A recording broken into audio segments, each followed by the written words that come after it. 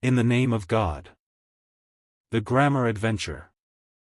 One evening, Maria sat at her desk, surrounded by her English textbooks and notes, feeling the weight of her upcoming B2 exam.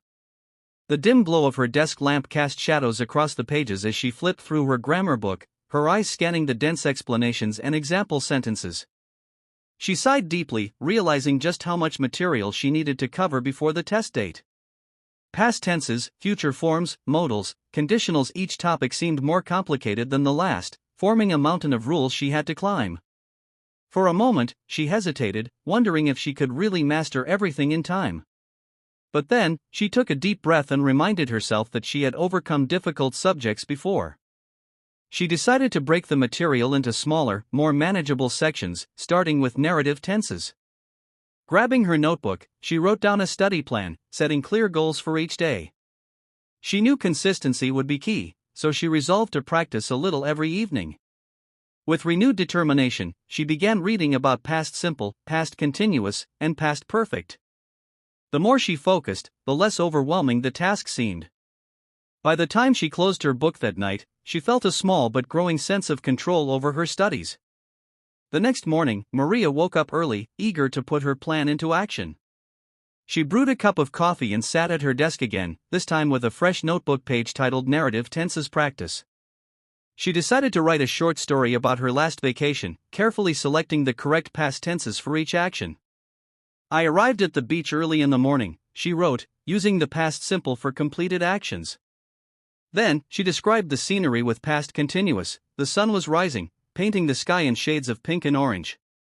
She paused, trying to remember when to use past perfect, and added, "By the time we unpacked, the waves had already grown stronger." After finishing her story, she read it aloud, listening for any mistakes. She noticed she had mixed up past continuous and past perfect in one sentence, so she corrected it. Just then, her phone buzzed, a message from her teacher, Mrs. Thompson, reminding the class about the upcoming quiz. Maria smiled, glad she had already started reviewing. She took a photo of her story and sent it to Mrs. Thompson for feedback. Within minutes, her teacher replied, praising her effort but suggesting she also review used to and would for past habits. Maria added those to her study list, feeling motivated by the encouragement. Later that afternoon, Maria met with her study group at the local library to go over narrative tenses together. Her friend Carlos had also struggled with past perfect, so they spent extra time comparing it to past simple. "The difference is subtle," Carlos said, "but past perfect shows which action happened first." Maria nodded, giving an example. "After I had finished my homework, I watched TV." Another friend, Sophia, suggested they play a game where they took turns continuing a story using different past tenses. Maria started with, "I was walking home when I heard a strange noise," and Carlos added, "I realized I had left my window open." They laughed as the story grew sillier, but the exercise helped solidify their understanding.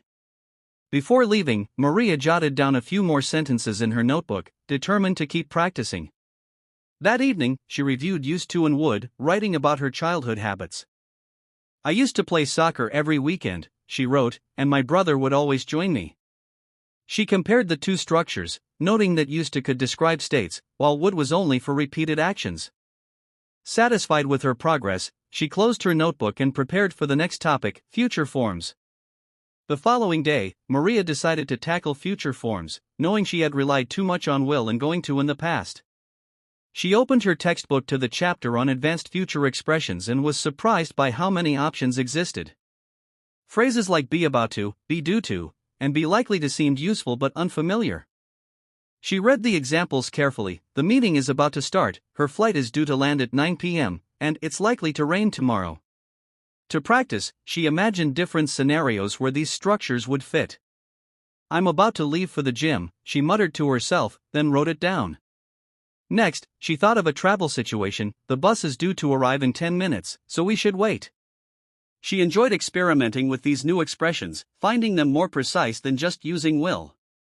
She then moved on to future continuous and future perfect, which seemed more complex. "By this time next year, I will have graduated," she wrote, trying to visualize the completed action in the future. After an hour of practice, she felt more confident but knew she needed real-life application. She texted Carlos, "Do you think you'll be studying at the library later?" deliberately choosing will for a spontaneous decision. He replied, "I'm likely to be there around 6, using one of the new structures." Maria grinned, seeing grammar in action made it stick better. By midweek, Maria had moved on to modal verbs, a topic she had always found tricky. She spread her notes across the table, highlighting the different uses of must, might, could, and can't. Deduction and speculation confused her the most. How could she be sure which modal to use? She started with certainty: he must be at work, his car isn't here, indicating strong evidence. Then, she practiced possibility: she might be running late, traffic is bad today. The negative form tripped her up at first: they can't be home already, it's only 4 p.m. But after a few tries, it clicked. She made flashcards with different scenarios, shuffling them and guessing the correct modal. One card read, "The lights are off. They ____ be asleep." She filled in must confidently. Another said, "She ____ know the answer, she didn't study, and she chose can't." Carlos called just as she was finishing, and she excitedly explained what she'd learned.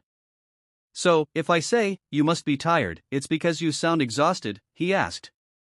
"Exactly," Maria replied, thrilled he understood. Before bed, she reviewed her flashcards one last time, determined to internalize the rules. Conditionals came next, and Maria groaned as she opened the textbook. She had always mixed up the second and third conditionals, despite their clear differences. She started with the basics: zero conditional for facts, if you heat ice, it melts, and first conditional for real possibilities, if it rains, we'll stay home. The second conditional, for hypothetical situations, was harder. "If I won the lottery, I would travel the world," she wrote, checking that she used the past simple after if and would in the main clause. Then came the third conditional, for unreal past situations: if I had studied harder, I would have passed the test. She kept confusing would and would have, so she wrote them side by side for comparison. Carlos noticed her frustration during their study session and offered a trick: second conditional is for imaginary now, third is for regretting the past. That helped. She imagined a silly scenario: if I were a millionaire, I'd buy a castle, versus if I had been smarter, I'd have invested in Bitcoin.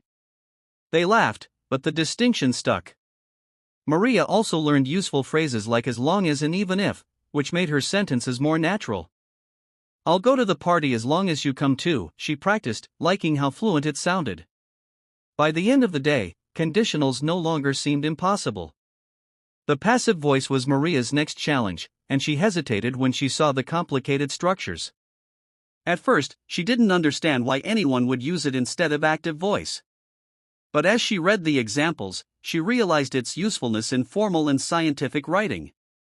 She transformed simple sentences first: "The chef cooked the meal," became "the meal was cooked by the chef." Then, she tried more complex ones: "They will complete the project next week," turned into "the project will be completed next week." She noticed that the passive voice removed the focus from the doer, which could be helpful in reports. Her textbook included exercises where only passive voice was appropriate, like "the results were analyzed by the team." Maria practiced until she could switch between active and passive effortlessly. She even rewrote paragraphs from her old essays, making them more formal. "People speak English worldwide" became "English is spoken worldwide," sounding more polished. Pleased with her progress, she texted Carlos a passive voice riddle: "This message was written by me. Who wrote it?" He replied instantly, "Tough one. Must be Maria." She laughed, realizing how much she'd learned. Gerunds and infinitives were next, and Maria found them surprisingly fun. She memorized common verb patterns, like "I enjoy swimming," gerund, and "she wants to travel," infinitive. Some verbs could take both but with different meanings: "I stopped smoking," quit, versus "I stopped to smoke, paused for a break." She made a chart listing verbs followed by gerunds: admit, avoid, consider, and infinitives: agree, choose, decide. The more complex forms, like "he denied having taken the money," required extra attention, but she practiced until they felt natural. She even invented silly sentences to remember them. She suggested eating pizza, but he offered to cook. Carlos joined her for a quiz game, shouting out verbs, and Maria had to respond with the correct form. "Promise," he said, and she replied, "to keep a secret." "Imagine," he called, and she answered, "winning the lottery." They kept going until they ran out of verbs, both breathless from laughter. Maria realized that making grammar playful helped her remember it better. Before bed, she reviewed her chart one last time, proud of how much she'd absorbed. As the exam date approached, Maria dedicated her days to revision. She revisited past tenses, rewriting her vacation story with even more detail. She drilled modal verbs, quizzing herself on speculation and deduction. Conditionals came next, and she made sure she could distinguish between second and third without hesitation. Passive voice exercises followed, and she transformed newspaper headlines into passive constructions. Gerunds and infinitives were last, and she recited lists of verbs until they rolled off her tongue. She also joined online forums where learners shared tips, picking up useful mnemonics. One user suggested we cared for gerunds, consider, avoid, risk, enjoy, delay, which she memorized instantly. Her study group met daily now, taking turns explaining concepts to each other. Maria taught them conditionals, while Carlos covered modals, and Sophia reviewed passive voice. They even held mock speaking exams, recording themselves and analyzing their grammar mistakes. Maria noticed her confidence growing with each session. The night before the exam, she packed her bag, set 2 alarms, and reviewed her notes one final time. She knew she had done everything possible to prepare. On the morning of the exam, Maria woke up early, her stomach fluttering with nerves. She dressed carefully, choosing comfortable clothes, and ate a light breakfast to stay focused. Before leaving, she skimmed her flashcards, reciting key rules aloud. Her mother wished her luck, and Maria hugged her tightly, drawing strength from the support. The walk to the test center was quiet, the morning air crisp and calming. She arrived early, finding a bench outside to collect her thoughts. Around her, other candidates murmured nervously, flipping through last-minute notes. Maria closed her eyes, taking deep breaths to steady her racing heart. She reminded herself of all the hours she'd spent studying. She was ready. When the doors opened, she filed inside, showing her ID and finding her assigned seat. The exam booklet lay face down on the desk, and she resisted the urge to peek. The invigilator gave instructions, and Maria nodded, her fingers tapping lightly on the desk. Then, the signal came, "You may begin." She turned the page, her pen poised, and started writing. The exam was challenging, but Maria tackled each question methodically. The first section tested past tenses, and she carefully chose between past simple and past perfect. A narrative question asked her to describe an unexpected event, and she wrote, "I had just left the house when it started pouring." Future forms came next, and she selected is due to arrive for a train schedule. Modal verbs followed, and she deduced, she must have forgotten the meeting, her desk is empty. Conditionals were trickier, but she remembered Carlos's advice and aced them. The passive voice section required rewriting sentences, and she transformed "someone stole my bike" into "my bike was stolen." Gerunds and infinitives appeared in a gap-fill exercise, and she filled in to study after she promised. The reading comprehension was dense, but she took her time, underlining key details. The final section was an essay, and she chose the topic, the importance of learning grammar. She structured it clearly, using varied tenses and modals to showcase her skills. Before submitting, she checked for errors, correcting a misplaced comma. When time was called, she closed her booklet, exhaling in relief. She had given it her all. After the exam, Maria met Carlos at their usual cafe, eager to decompress. "How was it?" he asked, sliding her a cup of coffee. She sighed, recounting the tough questions but also her successes. "I think I did okay," she said, "except for one conditional that tripped me up." Carlos reassured her, saying everyone had weak spots. They dissected the test together, comparing answers and debating tricky sections. Sophia joined them later, groaning about the passive voice questions. "I overthought them," she admitted, and Maria nodded sympathetically. They joked about the absurd essay topics they'd gotten, laughing at how stressed they'd been. Maria realized how much she valued their study group. It wasn't just about grammar but also support. As they parted ways, Carlos hugged her. "Results come in 2 weeks, right?" he asked. Maria confirmed, trying not to dwell on the wait. That night, she treated herself to a movie, pushing the exam from her mind. She'd done her best, and now, it was out of her hands. The 2-week wait felt endless. Maria distracted herself with hobbies, rereading old novels and baking cookies. She avoided the online forums where anxious test takers speculated about results. Carlos texted daily, keeping her spirits up with memes and funny grammar jokes. Why did the comma break up with the apostrophe? It needed space. She groaned but appreciated the distraction. Her family tiptoed around the topic, though her little brother once asked, "What if you fail?" She rolled her eyes, replying, "Then I'll retake it." Deep down, though, she knew she hadn't failed.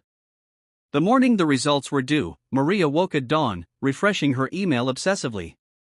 By noon, nothing had arrived, and she paced her room, restless. Carlos called, equally anxious, and they distracted each other with random chatter. Finally, at 3 p.m., her inbox pinged B2 exam results. Her hands shook as she clicked the email. Maria's eyes scanned the screen, her heart pounding. Then, she saw it, pass with distinction. A wave of relief and joy crashed over her, and she screamed, startling her cat. She read the email again, ensuring she wasn't hallucinating. Her scores were high across all sections, with grammar being her strongest. She immediately called Carlos, who whooped loudly when she told him. "I passed too," he exclaimed, and they celebrated over the phone. Next, she texted Sophia, who had also succeeded, and their group chat exploded with emojis. Maria's mother burst into her room, alarmed by the earlier scream, but beamed when she saw the results. "I knew you could do it," she said, hugging Maria tightly. Her little brother, now impressed, asked for a cookie as a reward for his moral support. Maria laughed, tossing him the whole batch. That evening, her family took her out to dinner, toasting her hard work. As she clinked glasses, Maria felt a deep sense of accomplishment. The late nights, the flashcards, the stress, it had all been worth it. Proud of her achievement, Maria decided to celebrate properly. She invited her study group and a few close friends over for a dinner party. Her apartment buzzed with laughter as everyone shared exam stories and future plans. Carlos brought a cake decorated with grammar champions and icing, and Sophia gifted Maria a fancy notebook for her C1 studies. They played word games, deliberately using advanced grammar to tease each other. "If I had known the test was this easy, I would have relaxed more," Carlos joked, flexing his third conditional. Maria grinned, countering, "You must have been terrified, I saw your shaky handwriting." The night was filled with joy, a stark contrast to their pre-exam anxiety. As guests left, hugging her goodbye, Maria felt overwhelming gratitude. These weren't just study buddies anymore, they were lifelong friends. Before bed, she posted a photo of the cake on Instagram, captioning it "B2 down, C1 to go." The likes and comments poured in, including one from Mrs. Thompson, "So proud of you. Keep shining." Maria fell asleep smiling, her heart full. With B2 conquered, Maria set her sights on C1. She enrolled in an advanced course, excited but aware of the challenges ahead. The syllabus included complex grammar like inversion. Not only did she pass, but she excelled, and nuanced modals, you needn't have worried. Vocabulary would be tougher too, with idiomatic expressions in formal register. Maria bought new textbooks, her highlighter ready, and created a fresh study schedule. This time, she incorporated more immersive methods, listening to podcasts, watching debates, and reading newspapers. She even switched her phone's language to English for extra practice. Carlos, inspired by her progress, joined the C1 course too, and they became study partners again. Their first homework was an essay on cultural differences, and Maria carefully used passive voice and advanced connectors. When Mrs. Thompson emailed, offering to mentor her for a teaching certification, Maria was stunned. "You have a gift for explaining grammar," she wrote. Maria's confidence soared, maybe she could even teach someday. Looking back, Maria marveled at how far she'd come. The girl who'd once sighed over past tenses now explained them to others. What had seemed impossible, mastering conditionals, modals, passive voice, was now second nature. She'd learned more than grammar, she'd discovered her own resilience. The late-night study sessions, the frustrating mistakes, the moments of doubt, they'd all shaped her. She flipped through her old notebooks, smiling at the messy corrections and encouraging notes from Carlos. Her journey wasn't unique, millions learned languages, but it was hers. And it wasn't over. She still mispronounced words, sometimes forgot articles, and mixed up idioms. But now, she saw mistakes as steps, not stumbles. She'd embraced the process, and that made all the difference. Maria's story spread quietly among her classmates. The girl who'd aced B2 became a mini-celebrity in her language school. Younger students asked for advice, and she gladly shared tips. Break it down. Practice daily. Don't fear errors. She even volunteered to tutor a struggling classmate, discovering she loved teaching. Her explanations, clear, patient, and peppered with memes, made grammar less intimidating. Mrs. Thompson encouraged her to consider a TESOL certification, and Maria began researching programs. It was funny, she'd started learning English for her career, but now, teaching it called to her. Life had a way of redirecting dreams in the best ways. Beyond grammar, Maria's horizons expanded. She joined a book club where members read English novels, pushing her vocabulary further. She penned short stories, weaving in the grammar she'd mastered, and submitted one to a contest. It didn't win, but the feedback praised her natural flow, a win in her eyes.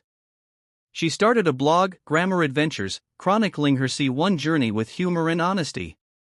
Followers grew, and comments like "You make conditionals make sense" fueled her. Carlos joked she'd become a grammar influencer, but Maria just laughed. If her struggles helped others, why not? The biggest surprise came when Maria was offered a summer job at a language camp. She'd assist teachers, lead conversation groups, and even design a grammar workshop. The interview, conducted entirely in English, was nerve-wracking, but she aced it. "Your passion is evident," the director said. On her first day, standing before a group of teens, Maria felt a rush of déjà vu. She remembered being in their shoes, nervous, hesitant. "Let's start with a story," she began, writing on the board. One evening, a girl opened a grammar book. The students leaned in, and Maria smiled. Her adventure had come full circle. Maria's first week at the language camp was both exhilarating and exhausting. She woke up early each morning to prepare lesson plans, making sure her grammar explanations were clear and engaging. The students, ranging from teenagers to adults, came from diverse backgrounds, each with unique struggles in learning English. On her second day, a shy student named Luca asked for help with phrasal verbs, confessing he always mixed up turn off and turn out. Maria patiently drew a comic strip showing a light switch, turn off, and a surprising result, turn out, which made him laugh and remember. Another student, Amina, struggled with articles, a and the, so Maria invented a game where they labeled objects around the room. By Friday, Maria's voice was hoarse from talking, but her heart was full. The teachers praised her creativity, and the camp director hinted at future opportunities. That evening, Carlos called to check in, and Maria excitedly recounted her week. "You're a natural," he said, and she blushed, realizing how much she loved teaching.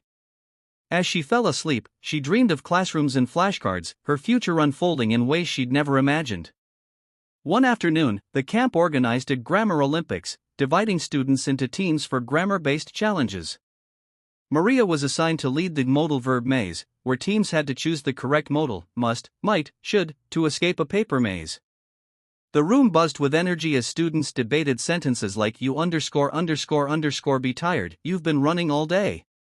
Answer, must. A competitive group of teens argued over might versus could until Maria stepped in, explaining that both were possible but conveyed different certainty levels. Next was the conditional relay, where teams wrote chain stories using mixed conditionals. One team's hilarious entry, "If I had eaten less candy, I wouldn't be at the dentist now," won applause.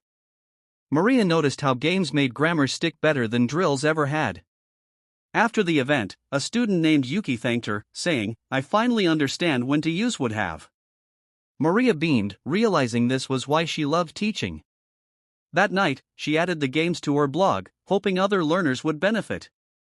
Midway through the camp, Maria faced her biggest challenge, a group of advanced students who found her exercises too basic. "We already know conditionals," said one, crossing his arms. Panicking momentarily, Maria recalled her own C1 studies and improvised. She introduced inverted conditionals, "had I known, I would have come earlier," and speculative phrases, "she's bound to win." The students leaned in, intrigued. She then handed out newspaper excerpts, asking them to identify nuanced grammar in real-world contexts. A debate erupted over a headline using "said to have been" instead of "was," and Maria guided them through the passive perfect infinitives formality. By the end, the skeptics were scribbling notes, and one even asked for extra resources. Maria sighed in relief, learning a vital lesson: adaptability was key. That evening, she researched advanced structures, determined to stay ahead. Carlos teased her for over-preparing, but she retorted, "That's why they respect me." The camp's final week included a grammar debate where students argued topics like, "Is texting ruining grammar?" Maria coached Team Yes, helping them craft arguments with formal language. Moreover, abbreviations erode linguistic precision. Team No fired back with "language evolves, rigidity stifles creativity," and the room erupted in cheers. Maria, mediating, emphasized how debate honed both grammar and critical thinking. Afterward, students asked for self-study tips, and Maria recommended her favorite podcasts and YouTube channels.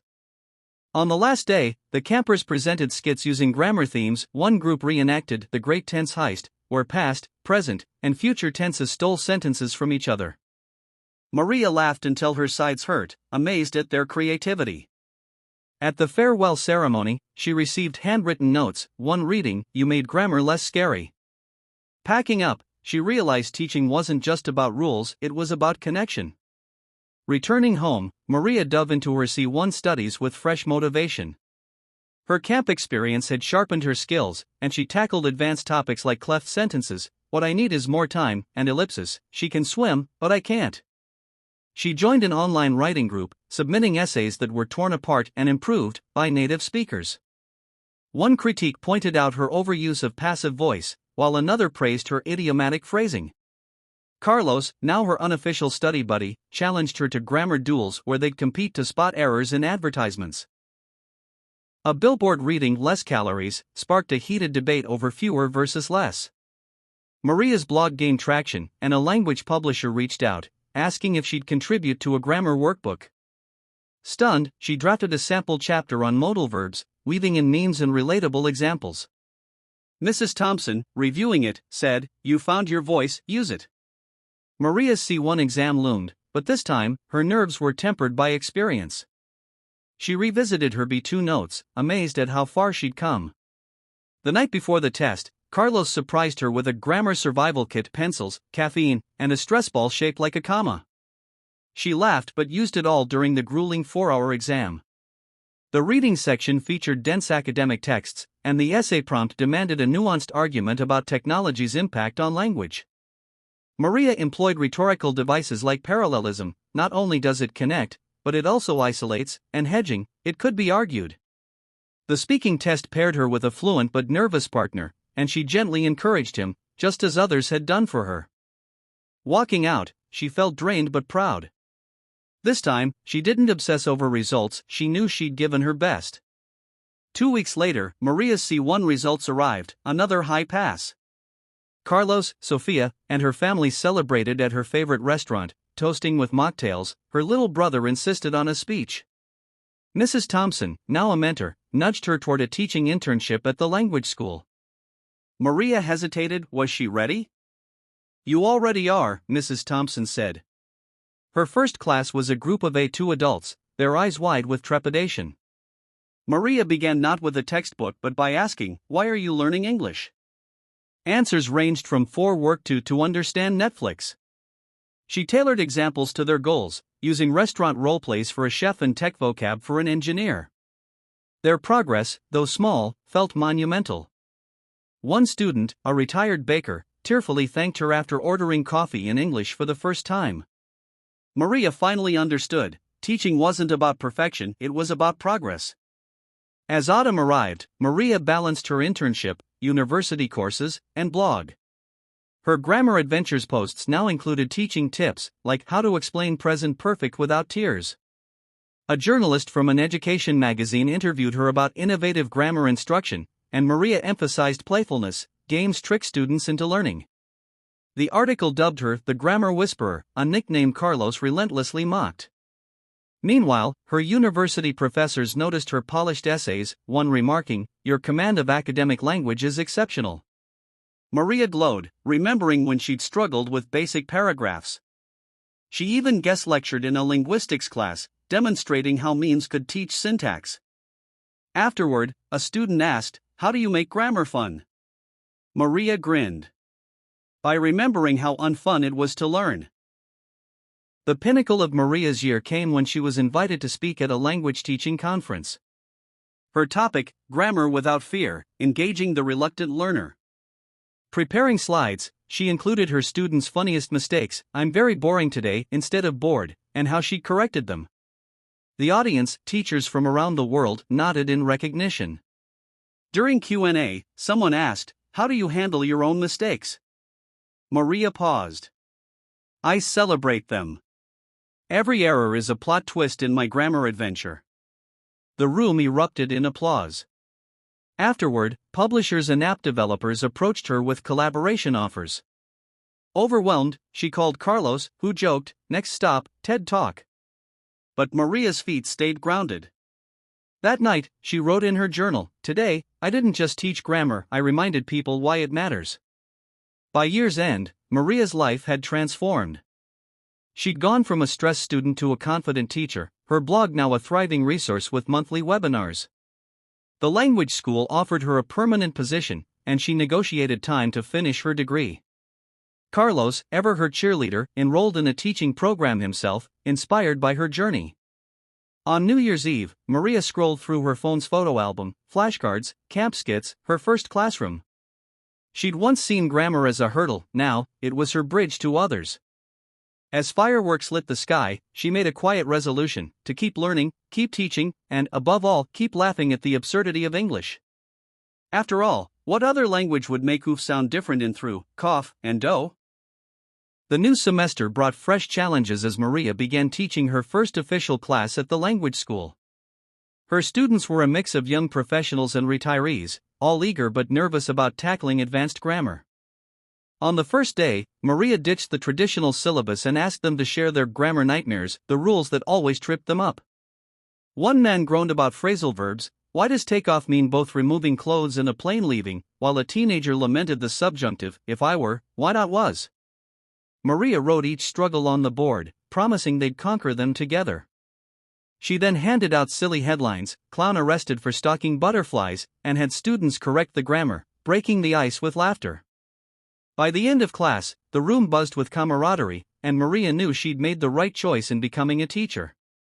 That night, she updated her blog with 5 icebreakers for terrified grammar students, which went viral among language teachers. Carlos texted her a screenshot of the post with the caption, "Famous now, huh?" Maria rolled her eyes but secretly thrilled at the thought of helping others. Maria's university linguistics course deepened her understanding of why grammar rules existed, not just how to use them. When her professor explained the history of the English subjunctive, traced back to Old English's fading inflectional system, she gasped aloud, earning giggles from classmates. Suddenly, "If I were" wasn't arbitrary, it was a linguistic fossil. She devoured research on how languages evolve, fascinated by quirks like the Great Vowel Shift. For a term paper, she analyzed memes as modern grammar teachers, arguing that they're the cave paintings of 21st century syntax. Her professor gave it an A+, suggesting she present it at a student symposium. Nervous but excited, Maria practiced her speech on Carlos, who pretended to heckle her with boring, until she threw a pillow at him. The symposium crowd, though small, asked sharp questions, and Maria held her own, citing examples like doggo speak, e.g., "I has a bucket," as deliberate rule-breaking for humor. Afterward, a grad student invited her to collaborate on a study about social media's impact on language learning. Maria's imposter syndrome flared. Was she qualified? But she channeled her B2 exam self and said yes. Balancing teaching, studying, and research left Maria exhausted but exhilarated. Some mornings, she'd wake up with grammar rules looping in her head. The past perfect continuous is used for ongoing actions completed before another past action. Her students noticed her yawns but admired her dedication. One Wednesday, an elderly student, Mrs. Kowalski, brought her a homemade strudel for brain fuel.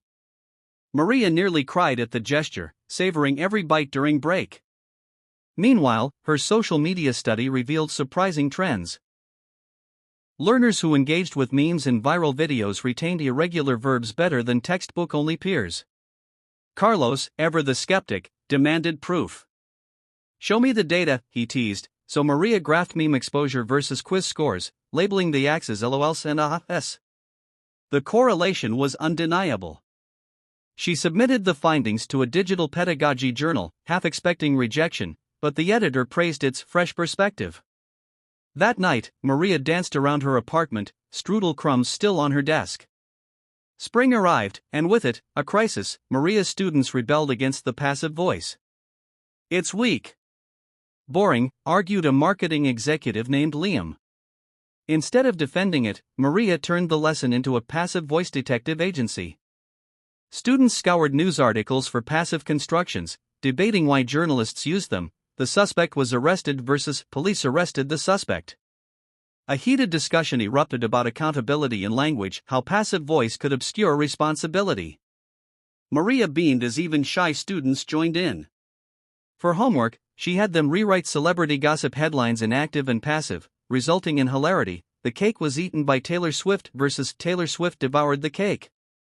The next week, Liam admitted, "Okay, maybe it's useful, sometimes." Maria counted this as a win. She blogged about the lesson, prompting a wave of teacher comments like "stealing this" and "genius." One critic, however, accused her of dumbing down grammar. Carlos, ever loyal, fired back, "No, she's smarting it up." Maria screenshot the burn for posterity. A surprise email disrupted Maria's routine, an invitation to guest teach a workshop at an international language conference in Lisbon. "They want me," she screeched, startling her cat. The topic, grammar through pop culture. Panic set in. What if she embarrassed herself in front of experts? Mrs. Thompson talked her down. "You've been doing this for months online. Just be yourself." Maria crafted a dynamic presentation using song lyrics, "Should have said no for past modals," TV quotes, "Friends for conditionals, if I weren't a paleontologist, I'd be a singer," and even TikTok trends. She practiced daily, timing each section to the minute. Carlos played the grumpy attendee, heckling, "This is unprofessional," until Maria ad-libbed, "So is your face," proving she could handle interruptions. The night before her flight, she packed her lucky grammar-themed socks, I love Oxford commas, and triple-checked her slides. At 3 a.m., she lay awake, mentally conjugating verbs to calm her nerves. Lisbon dazzled Maria, the cobblestone streets, the pastel buildings, the scent of pastéis de nata everywhere. The conference center hummed with languages from Mandarin to Portuguese, and her name badge, Maria Silva, presenter, made her giddy. Her workshop was scheduled for day 2, so she attended others first, scribbling notes on innovative techniques. A Korean teacher's K-pop grammar bingo blew her mind, while a panel on AI language tools sparked debate about correctness versus communication. That evening, over seafood rice, she bonded with a Scottish teacher who admitted, "I still can't explain when to use been versus gone without sweating." Maria laughed, sharing her "been there, done that, gone and never returned" mnemonic. Back in her hotel room, she rehearsed again, this time recording herself. The playback reassured her, she sounded knowledgeable, approachable, and, dare she say, fun. The big morning arrived, and Maria's hands shook as she set up her laptop. The room filled quickly, with teachers squeezing into corners and sitting on the floor. "No pressure," whispered the event coordinator, which made Maria laugh nervously. She began with a clip from The Office where Michael Scott butchers grammar, asking, "What's wrong here?" The crowd erupted with corrections, and the ice broke. Her "Conditionals in Disney Songs" segment had everyone belting "If I Didn't Care" from The Lion King, while her meme slideshow, "When you accidentally use present perfect instead of past simple with a crying cat," earned cheers. During Q&A, a teacher asked, "How do you assess learning when humor's involved?" Maria paused. "Laughter doesn't mean lax standards. My students' test scores improved because they remembered the jokes." The applause was thunderous. Afterward, attendees mobbed her for selfies and lesson ideas. One even said, "You've changed how I'll teach forever." Maria floated back to her hotel, clutching a stack of new business cards. Returning home, Maria was greeted at the airport by Carlos holding a welcome back, grammar celebrity sign. She regaled him with stories, the teacher from Finland who used heavy metal lyrics to teach imperatives, the standing ovation, well, 3 people, after her workshop. Carlos pretended to be jealous until she tossed him a souvenir, a Portuguese grammar book, to finally fix your articles. The following week, her university newsletter featured her under student spotlight, and her department chair invited her to design a summer course. Grammar for digital natives, she proposed instantly, envisioning lessons built around tweets, subtitles, and gaming slang. Meanwhile, her inbox overflowed with conference follow-ups, collaboration requests, podcast invites, even an inquiry about a textbook deal. Overwhelmed, Maria prioritized sleep for once, though her brain still raced with ideas. "This is just the beginning," she whispered to her cat, who yawned, unimpressed. Maria's summer course became the talk of the language department. Students signed up in droves, intrigued by the promise of no boring exercises, just real-world grammar. She structured classes around dissecting viral content, a celebrity's apology tweet, perfect for modals of regret, "I should have been more considerate," a politician's mangled passive voice, "mistakes were made, by me." Even a shampoo bottle's instructions, apply, lather, rinse, for imperatives.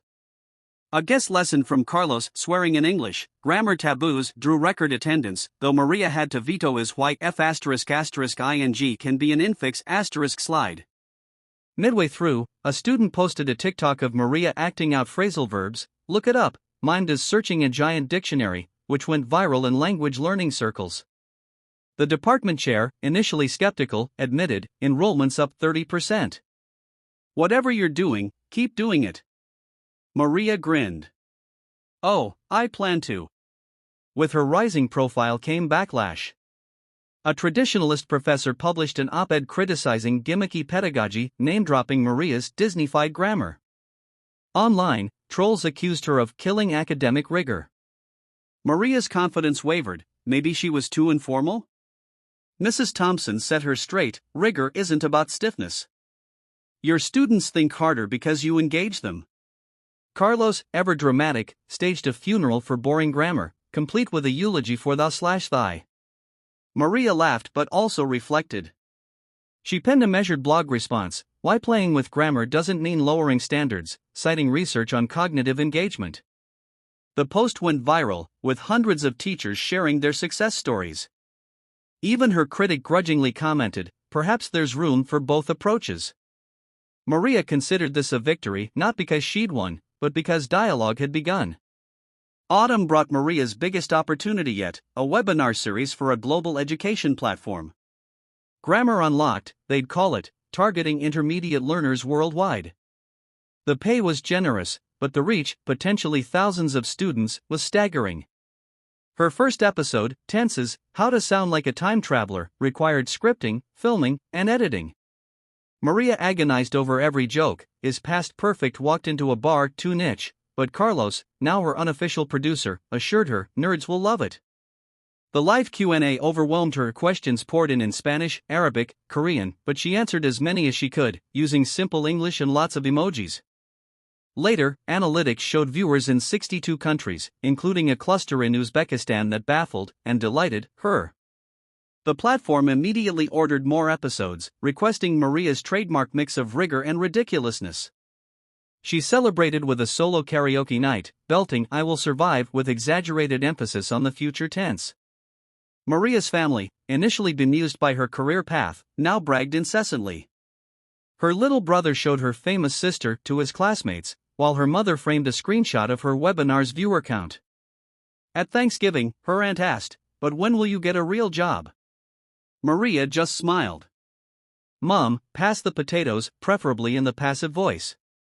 Later, she overheard her father defending her, "She's not just teaching, she's changing how people learn." Maria's eyes stung. She'd spent years chasing approval, but now, her work spoke for itself. That night, she scrolled through fan messages, a grandmother learning English to understand her grandkids' memes, a refugee thanking her for making grammar feel safe. Carlos texted, "You're the Oprah of prepositions now. Own it."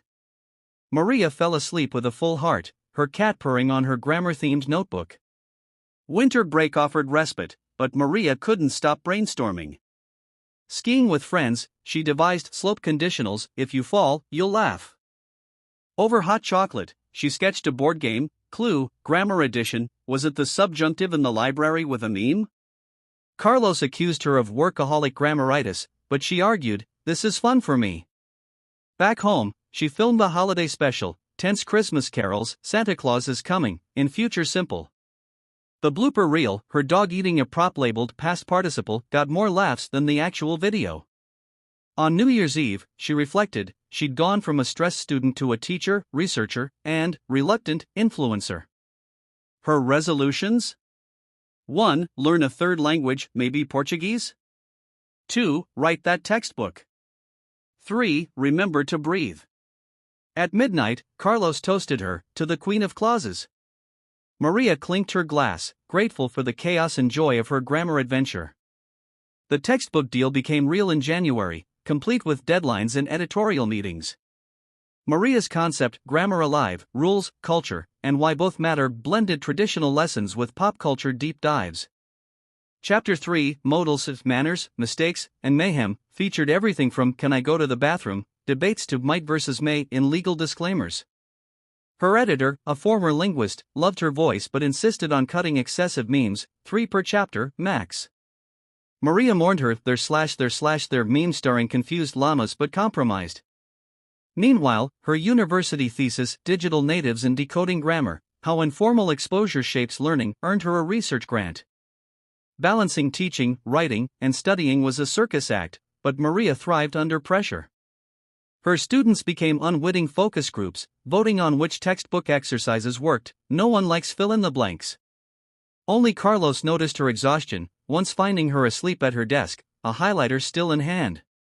He draped a blanket over her, whispering, future perfect continuous, you will have been overworking. By spring, Maria's life was a whirlwind of taping webinars, grading papers, and proofing textbook galleys.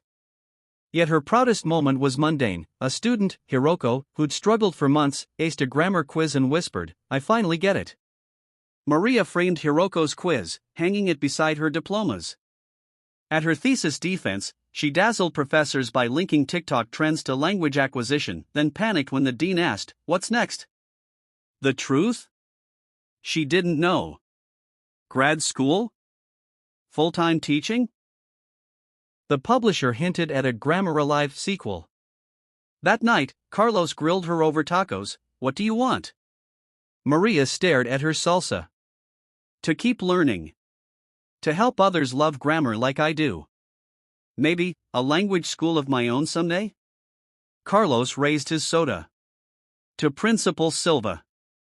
Maria laughed but tucked the dream away, already drafting a business plan in her head. Maria's thesis defense passed with flying colors, earning her not only her degree but an unexpected job offer. The linguistics department chair, Dr. Bennett, proposed she stay on as an adjunct professor to pilot a new course, Digital Age Grammar Instruction. Maria's hands trembled as she signed the contract, her first official university position.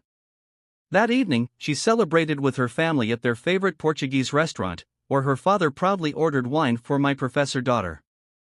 Her little brother, now a teenager, rolled his eyes but secretly took photos for Instagram.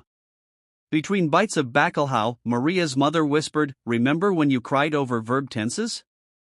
Maria laughed, nodding at how far she'd come. The next morning, she stood in her empty future classroom, imagining the seats filled with aspiring teachers. She scribbled ideas on the whiteboard. 1. Memes as mnemonics. 2. TikTok grammar challenges. 3. AI-generated error analysis. Carlos, visiting with coffee, teased, look at you, all grown up and corrupting the youth. Maria threw a marker at him, but her grin gave her away. She was exactly where she belonged. Preparing her university course forced Maria to articulate teaching philosophies she'd only intuited. She structured the syllabus around the 3 E's: engage, explain, empower. Week 1's assignment? Students had to find grammar mistakes in their favorite songs and defend whether they were errors or artistic choices. The debate over Ain't No Sunshine versus There Isn't Any Sunshine sparked such passion that the department secretary peeked in, concerned. Maria also invited guest speakers, like a copy editor from BuzzFeed who admitted there is singular still gave her hives, and a bilingual rapper who played with syntax like "me don't care about no rules." Midterm evaluations glowed. "This class makes grammar feel alive," wrote one student. Only one critique stung: too much focus on fun over fundamentals.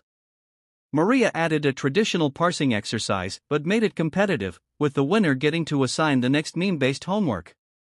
Dr. Bennett, observing quietly from the back row, gave her a thumbs up. The launch of Grammar Alive coincided with Maria's 25th birthday, making the year feel like a crescendo.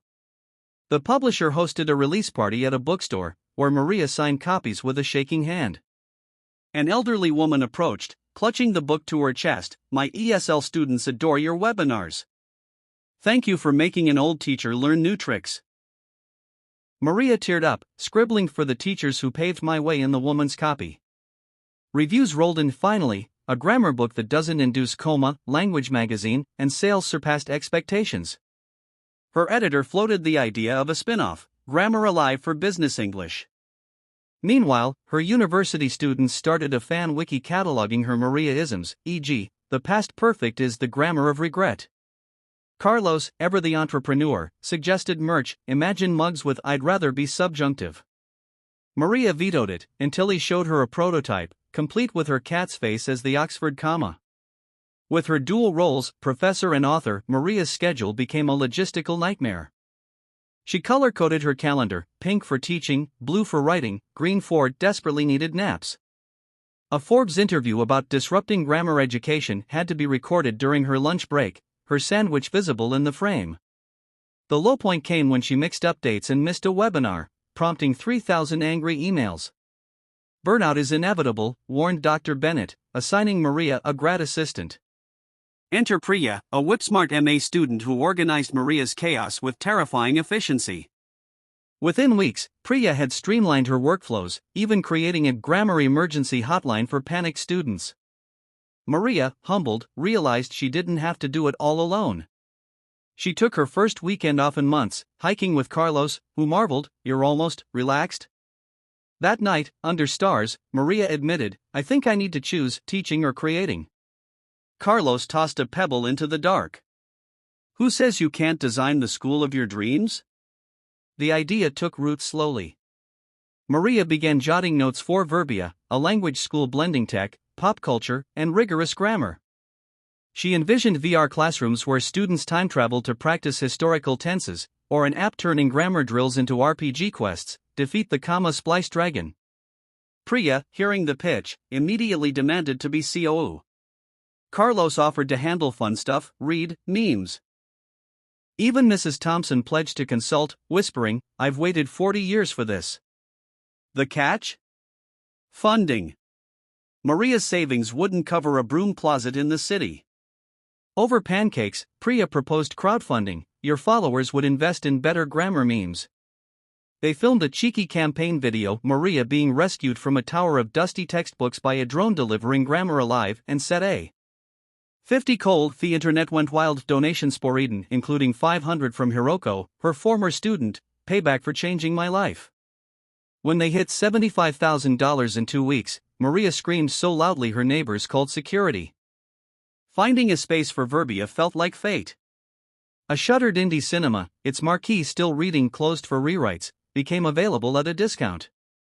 Maria stood beneath it, seeing the metaphor instantly: language as storytelling, learning as a premiere. The renovation was a comedy of errors. Contractors puzzled over a classroom that looks like a Twitter feed, and the plumbing burst during subjunctive week. But opening day arrived, the marquee now declaring Verbia, grammar gets dramatic. Maria's ribbon-cutting scissors got stuck, so Carlos helped by tearing the ribbon with his teeth. The first students, a mix of teens, professionals, and a curious retiree, explored the space: a grammar cafe for conversation practice, a meme lab for creating study aids, even a tense time machine green screen. Local news covered it: school makes syntax sexy, and Maria, watching the segment later, cringed at her soundbite: grammar isn't rules, it's the code to human connection. Priya high-fived her, nailed it. Verbia's signature course, Grammar in the Wild, sent students into the city to document real-world usage. They analyzed street signs, no parking Sundays versus parking prohibited on Sundays, transcribed overheard dialect variations, y'all versus yous, and even staged grammar interventions at cafes with misplaced apostrophes. Best coffees here. One teen's TikTok of convincing a pizzeria to change pizzas to pizzas went viral, bringing Verbia thousands of new followers. Not all feedback was positive. A grammar purist group called them vandals, but Maria leaned into the controversy. She invited the critics to a grammar Thunderdome debate at the school, where linguists, teachers, and students duked it out over prescriptive versus descriptive rules. The event trended on Twitter, with memes like Maria Silva versus the Grammar Police, featuring her as a superheroine with a comma-shaped shield. Enrollment tripled overnight. Maria's 30th birthday arrived with Verbia thriving, but her personal life, sparse. Between teaching, managing the school, and her Grammar Alive revisions, dating consisted of awkward app exchanges. Swipe right if you know what a gerund is. Carlos, now happily coupled, staged an intervention by inviting his partner's boringly normal friend, a pediatrician named Leo who doesn't even have a Twitter. Their first date was a disaster when Maria accidentally analyzed the restaurant menu's passive voice: "The soup is served cold." Yet Leo laughed, asking earnest questions about her work. By dessert, he'd admitted to a secret grammar kink from diagramming sentences in school. Maria, charmed, invited him to Verbia's punctuation pub quiz. His team lost spectacularly. Who knew there were 5 types of dashes, but he won Maria over by ordering a semicolon, "I'm not done yet" cocktail. As Verbia expanded, Maria faced her first real crisis, a scathing Atlantic article accusing her of trivializing language education. The writer sneered, "Silva's memes won't help students write a cover letter." Maria's instinct was to fire back with snark, but Priya urged restraint. Instead, Maria published data: Verbia students' standardized test scores outperformed traditional schools by 22%. She also invited the critic to observe a class where teens expertly edited a legal memo using meme structures.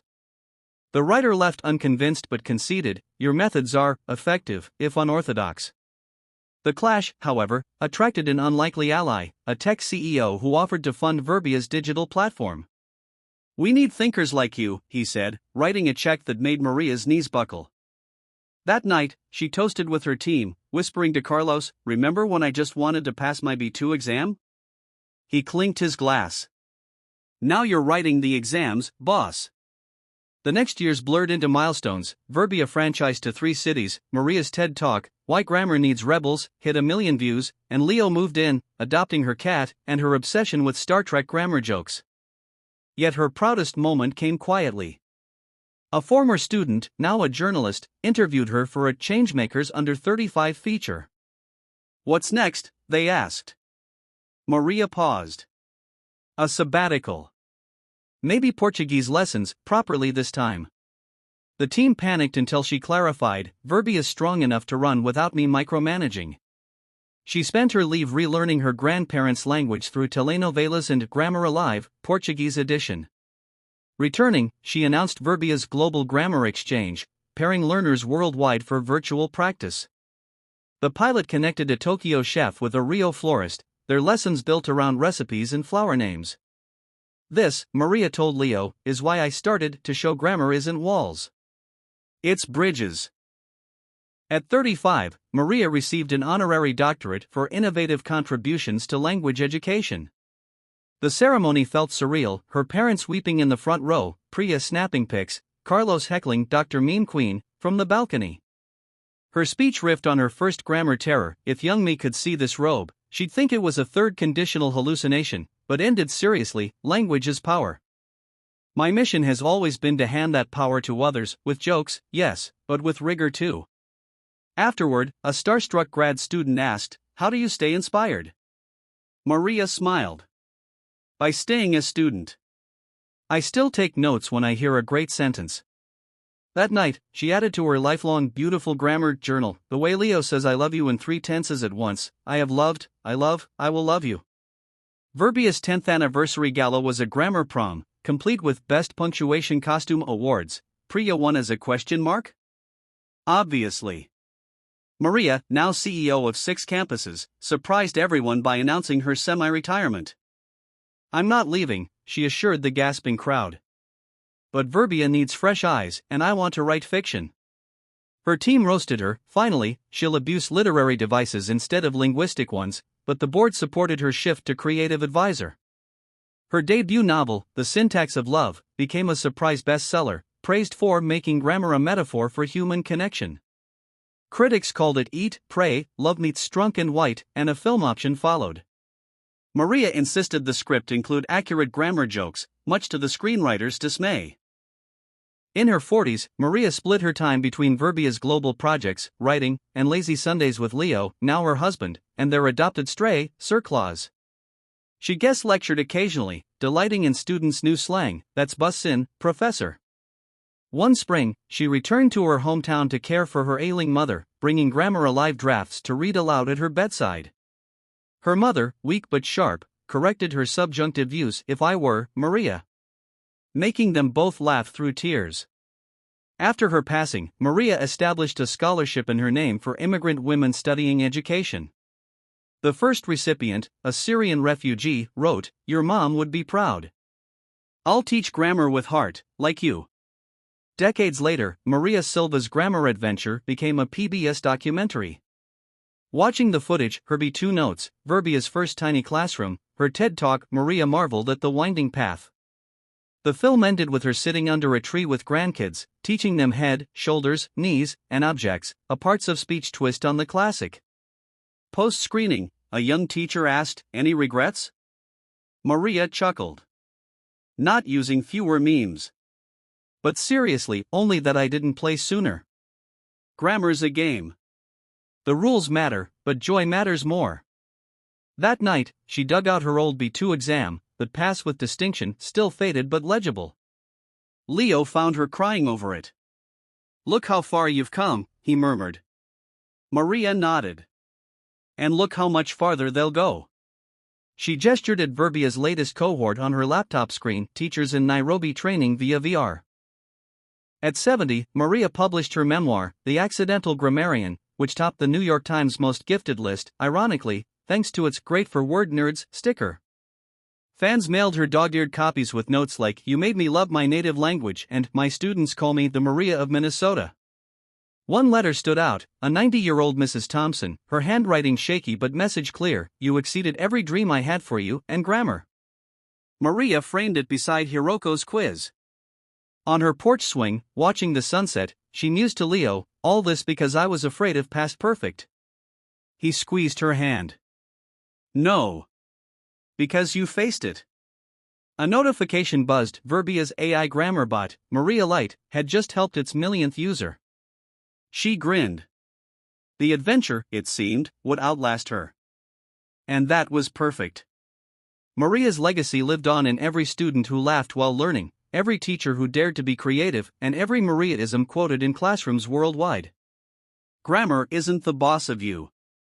You're the boss of it. Like and subscribe if you would like.